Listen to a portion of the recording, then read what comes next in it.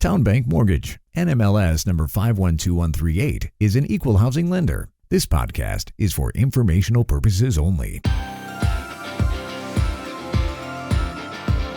And now, the man born with a 5 o'clock shadow and with the NMLS number 2028-201. He is a gentleman. He is a scholar.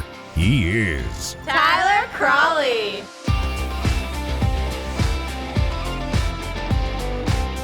Welcome, everyone, to the Wednesday. There we go. The Wednesday edition of the Markets and Mortgages podcast. I am the aforementioned host of this podcast, Tyler Crawley, and it was actually a pretty exciting Tuesday. We had a lot going on. Very mixed reports, or I should say kind of all over the place, all dealing with housing. I told you this is a very busy housing week with, of course, inflation data to end the week, but we're going to talk about single-family rents. A new report from CoreLogic shows some big-time slowdown. So they're still growing month over month, but some big-time slowdowns. We're going to talk about that. Also, a fabulous op-ed in Bloomberg just ripping into NIMBYism. Of course, NIMBYism not in my backyard. And it's so wonderful to see people waking up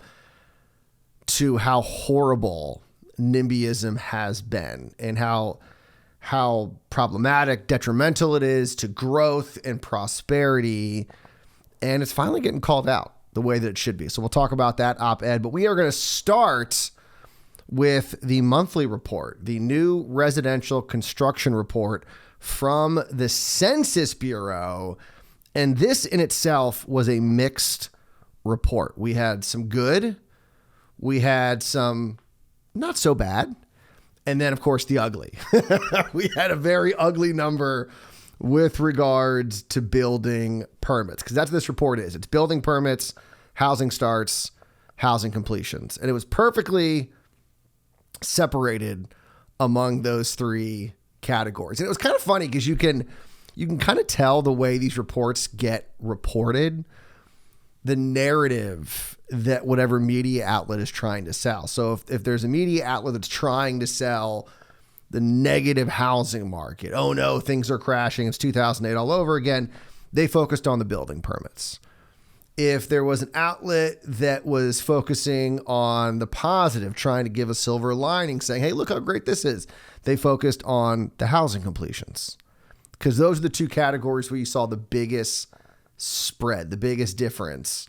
But really, housing starts was kind of sort of the normalized number for the most part. No one really focusing on that, I will say. It was either permits or completion. So this is for the month of November, and we are going to start with the ugly number first. All right, so privately owned housing units authorized by building permits, aka building permits, fell in November to a seasonally adjusted annual rate of 1.34 million. Now, this is a big drop, 11.2% just month over month, not year over year, month over month, 11.2% drop, which puts permits down 22.4% year over year. So big time drop any way you look at it. And economists were expecting a drop not that big. They were only expecting about 1.9%. So this clearly a lot bigger. What is that? Let's see. Do the math in my head real quickly. That's what, 6 times bigger? I think I'm doing that right. So yeah, they were off by a factor of 6, but okay. All right. So they were off there. So then we get to the not so bad. So we had the ugly, the not so bad. Housing starts. Privately owned housing starts in November saw a slight drop to a seasonally adjusted annual rate of 1.42 million. That is down 0.5% from last month and is now down 16.4% when compared to the same time last year. So both data points, permits and housing starts, I mean, they're down big from last year. And I mean, let's face it, we talked about home builder confidence yesterday. Home builder confidence down in the 30s on the cusp of entering into the 20s, it's not good. So home builders are not confident. So not surprisingly, building permits and housing starts are where they are. Now, here's what's interesting. So it was a 0.5 drop month over month. Economists were actually expecting a bigger drop of 1.8%. So like I said, not so bad, because sure, number not good, but the fact that it was better than expected, not so bad. And then we'll get to the good, and that was housing completions. Privately owned housing completions in November were at a seasonally adjusted annual rate of 1.49 million. That is 10.8% higher than the previous month. So big jump month over month, almost the exact opposite of what we saw with building permits. And that puts completions up 6% when compared to the same time last year. So all the other categories, double digits, well into the double digits, negative year over year, except for housing completions. Now, I'll tell you something. I don't know why economists don't do a housing completion prediction. They do it for building permits and housing starts. For some reason, they don't do it with regards. Maybe there's too many factors involved, because as we've seen with housing construction, homes that you thought were going to be built a year ago are maybe now just being finished. And I mean, this does speak to what's happening with construction. These completions are not being done because builders are super optimistic about what's happening right now. We know they're not. We talked about that yesterday. These are completions they probably started maybe 2 years ago, 3 years ago in some cases, and are just now able to finish those homes. And so that's why I think a lot of people thought there was going to be this housing glut that has not materialized, not even close. In fact, as we talked about it yesterday, housing inventory is continuing to fall, even with these new homes coming to market. So a very weird time for housing.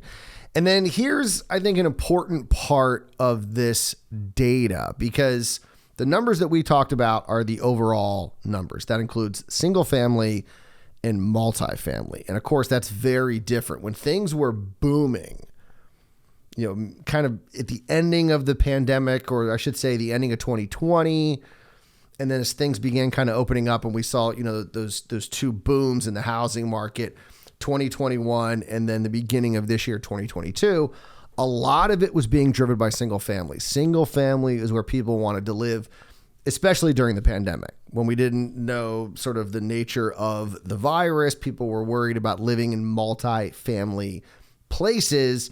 Multifamily plummeted.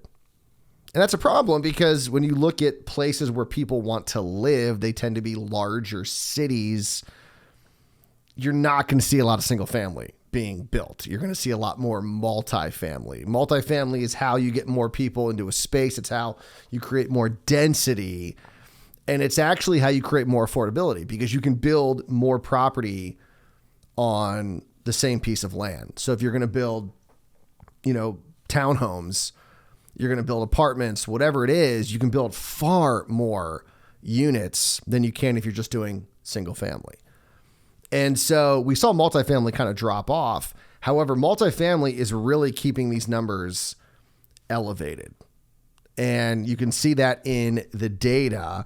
If not for multifamily, this would look much different. Year over year, single family permits were down 30%, and housing starts are down 32%. So you looked at compared to where we are with those actual numbers of 16% and 22%, we're talking about 30% and 32%. Big difference. And it shows you that there are positive numbers happening with multifamily. The one interesting component, and this once again goes back to what happened during the pandemic when multifamily really kind of fell off, completions are still majority single family. When you include both, or I should say when you include just single family, completions are actually up more, 10% year over year versus the 6% that we saw with both single family and multifamily. So clearly multifamily is much more popular right now, which is actually a good thing, which we're going to talk about when we talk about that Bloomberg op-ed. So it's, a lot of people might say, oh no, this shows that things may not be as rosy as everyone thinks. I actually like to see multifamily being built. I think that that's really kind of the future and is better for housing in the long run. Now, of course, we talk about this for months now, and that is the South continuing to dominate all the other regions. And that's true once again in this report. In every single category, the South made up more than 50% of whatever the category is. So if it's permits, whatever it may be. All three categories, they were over 50%. They were 50.7% of housing completions, 55.2% of all housing starts, and 56.2% of permits. So that means the other three regions are sharing the other 50% of the pie, which is just crazy.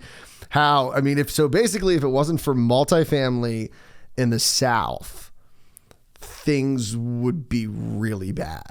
I mean, both the South and multifamily are really, really propping up these numbers. And so, this report, a lot of people are trying to throw a negative kind of picture. And I get that, right? The housing start number is bad. It's down by a lot. Our building permits are down bad. It's down by over 20%.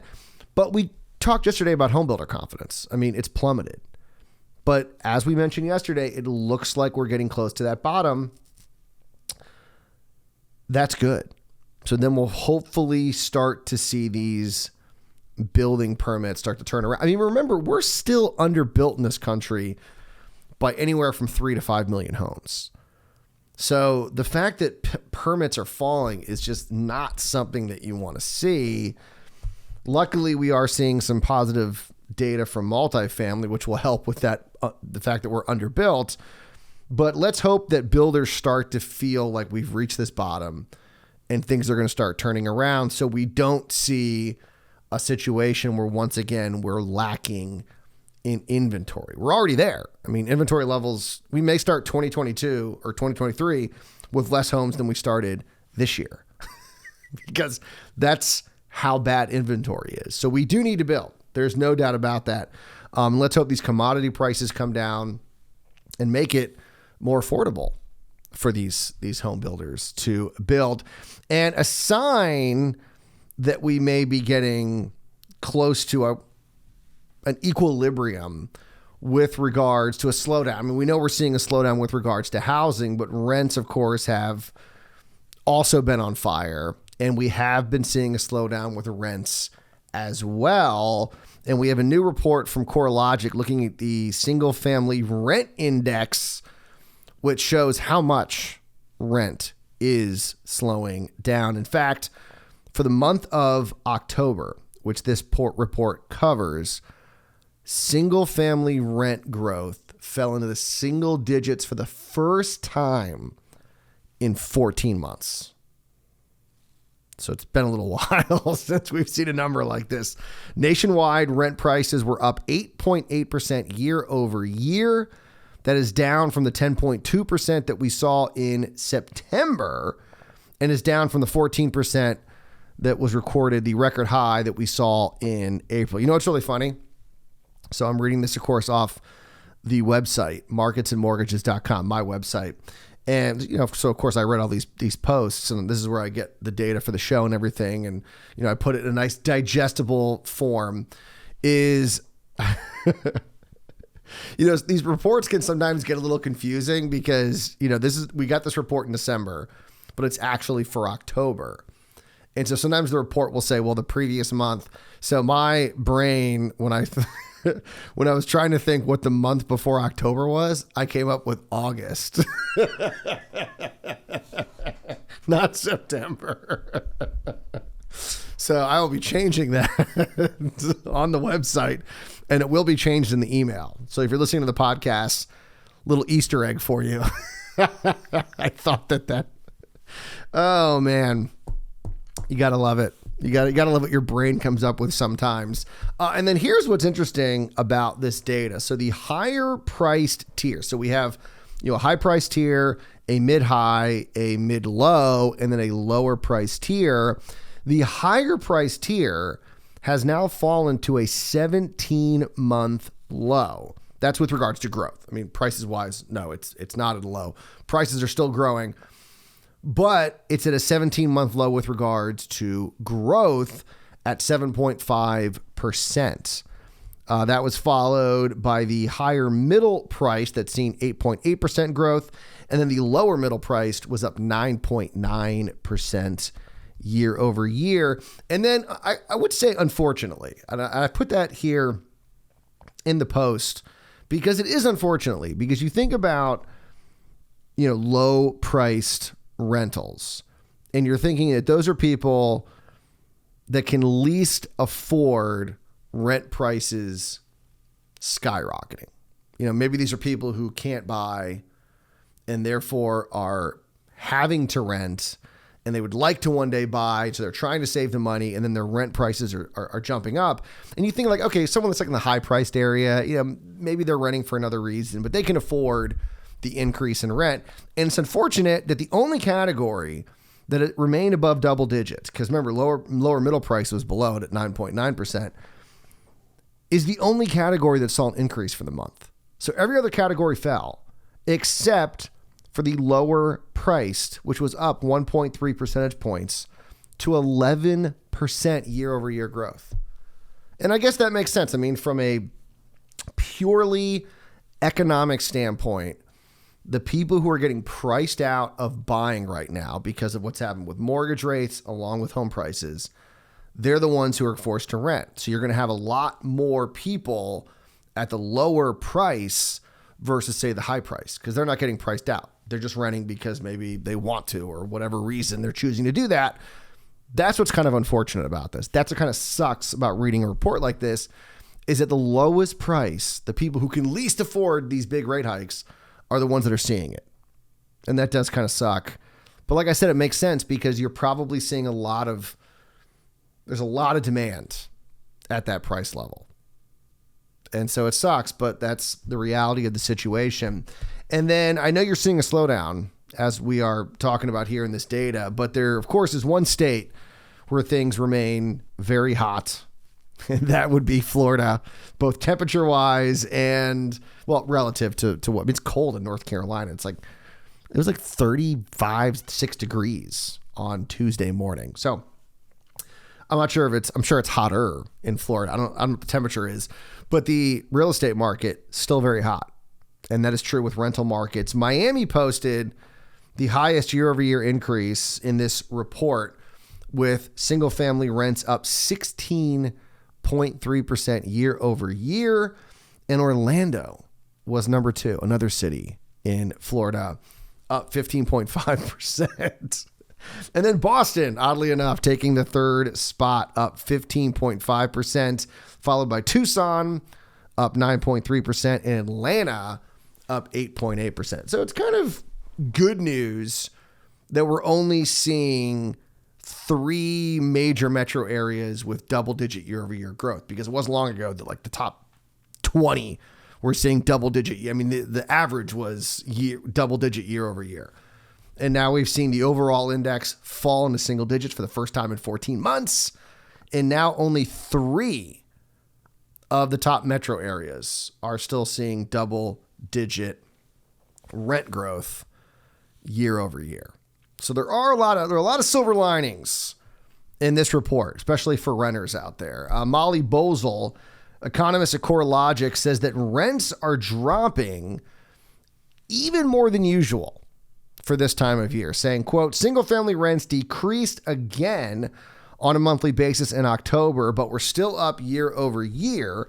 While rents typically experience a seasonal decline in October, this year's decrease was larger than average and could point to prices slowing more sharply than expected in the coming months. That would be some great news for people out there who are renting, like me.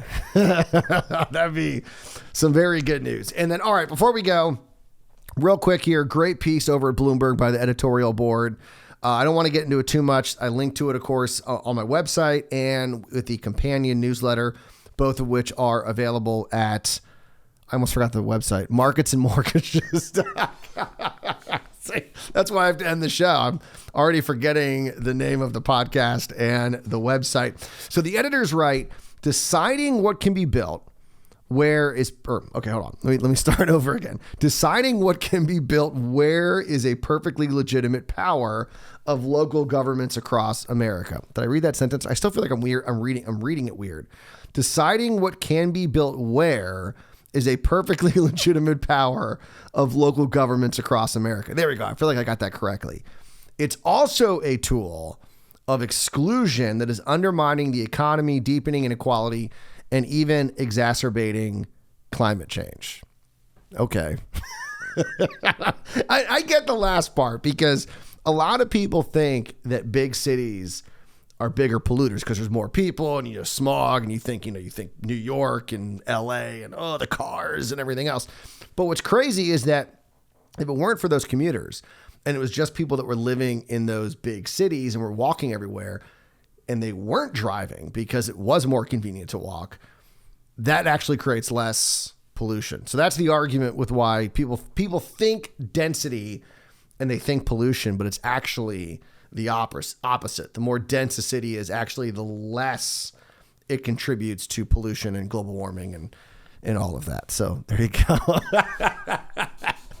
There's the political argument for global warming and NIMBYism. But there's a great paragraph in this that I like. They said, such exclusionary zoning harms the entire nation. It relegates the excluded to places with little opportunity and unhealthy living conditions. It aggravates, I love the global warming argument. It aggravates global warming by redirecting population to car-dependent exurbs and relatively energy-intensive locales in the South and Midwest. It makes house prices and rents in desirable locations unaffordable for the typical family, which in turn stunts economic growth by preventing people from living where their talents can best be applied. And I think we talked about it a couple of weeks ago, but there was this article in which they talked about this study that was done, and they said that if New York and I think it was San Francisco, Silicon Valley, right around that area, if New York and Silicon Valley had grown at the same pace of Atlanta, our GDP would be $2 trillion more. Yeah, like 10% more.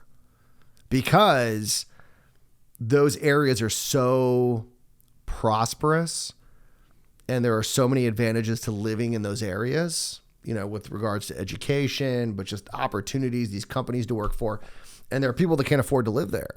And so therefore they can't go work for those companies or go to those schools or whatever it is. And so because they're not getting that opportunity, there are people who should be there and aren't. And so we miss out on them achieving their full potential, which would create an extra $2 trillion to GDP. Yeah, it's $2 trillion. I know $1 trillion is nothing anymore. It's like $1 trillion here, $1 trillion there. Pretty soon you're talking about real money, but it's a big number. A lot of zeros. Okay, we got to go. You can read the whole piece over at the website in the companion newsletter, along with everything else that we talk about here on Markets and Mortgages. You guys enjoy your Wednesday. We'll see you back here Thursday morning for another edition of Markets and Mortgages. And remember, as always, do not wait to buy real estate. You buy real estate and wait.